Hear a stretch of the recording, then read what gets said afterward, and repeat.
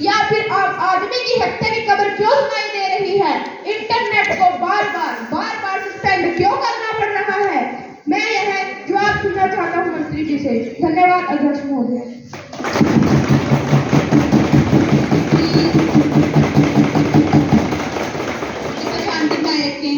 रक्षा मंत्री कुमारी कोमल। महोदय, मैं आपके माध्यम से सांसद को ये भरोसा दिलाना चाहती हूँ कि हमारी सीमाएं सभी ओर से पूरी तरह सुरक्षित है। सीमा पार से आने वाले सभी घुसपैठियों पर सुरक्षा बलों की नजर है। महोदय, मैं आपके माध्यम से यह भी याद दिलाना चाहती हूँ कि नोटबंदी के वह कठिन दिन जब विपक्ष जीत कर इस फैसले को गलत साबित करने पर तुला हुआ था। हम मानते हैं कि जनता को थोड़ी बहुत असुविधाएं हुई, परंतु इसके सुखद परिणाम अब हम जम्मू कश्मीर में बढ़ती शांति व्यवस्था के रूप में देख सकते हैं। पिछली सरकारों ने यदि ईमानदारी से प्रयत्न किया होता तो हमें ये दिन ही नहीं देखने पड़ते।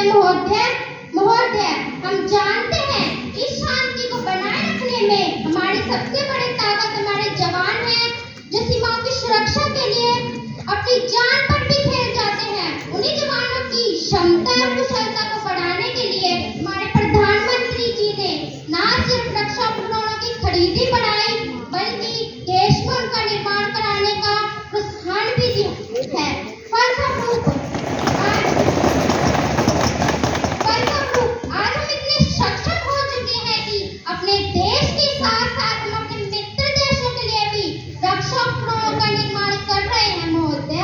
महोदय, हम फलस्वरूप बहुत से तथ्य ऐसे हैं जिनके बारे में मैं यहाँ नहीं बता सकती, परंतु सदन विश्वास रखे कि हम अपने जवानों और अपनी सीमाओं की सुरक्षा के लिए उतने ही चिंतित हैं जितनी एक जिम्मेदार सरकार को होना चाहिए।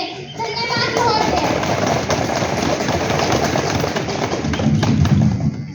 बलिया से सांसद कुमारी श्वेता अपना प्रश्न पूछें। सभापति अध्यक्ष महोदय, शून्यकाल में बोलने की अनुमति देने के लिए आपका बहुत बहुत आभार।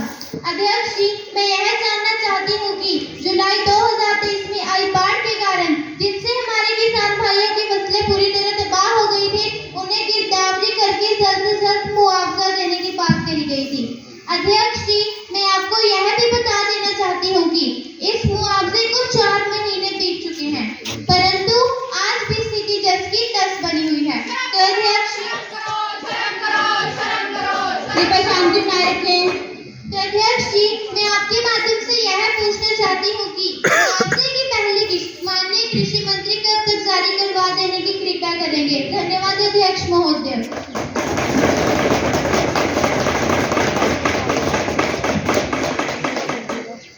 कृषि मंत्री कुमारी मीनाक्षी।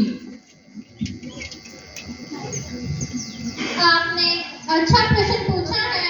मैं स्वयं इस विषय में सदन को बताना चाहती थी। गिरदावरी का काम लगभग पूरा कर लिया गया है।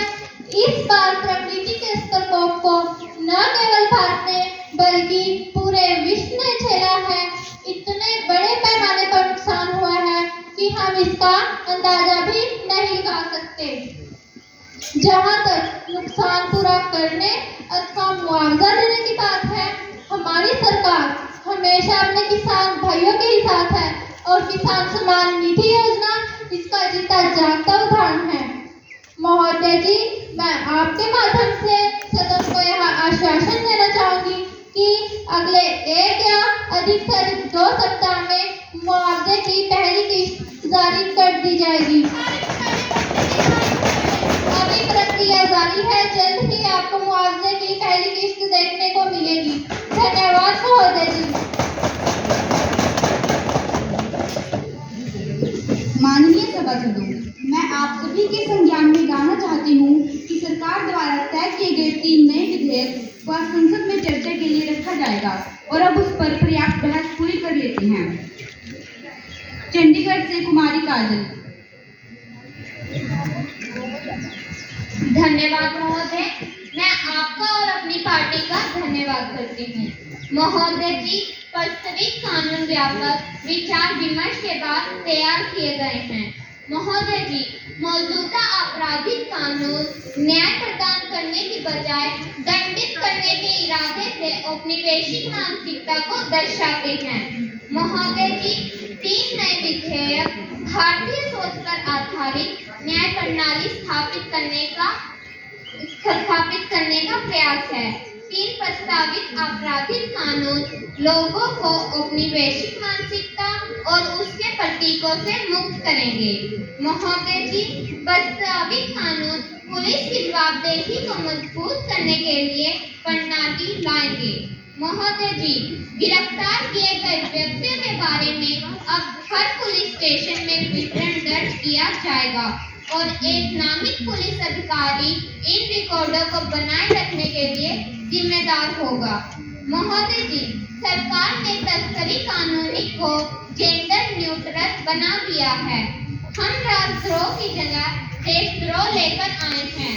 आईपीसी ने राजद्रोह को भारत सरकार के खिलाफ कार्य के रूप में परिभाषित किया है, लेकिन भारतीय न्याय संहिता उन लोगों के लिए है जो देश संप्रभुता और सुरक्षा को प्रभावित करते हैं। सरकार की आलोचना करने पर कोई जेल नहीं जाएगा, लेकिन कोई भी देश के खिलाफ नहीं बोल सकता। महोदय जी, यदि दिल भारतीय होगा तभी भारतीयता समझेगा, नहीं तो गुलामी और सभ्यता समझ न सकेगा। हमारी सरकार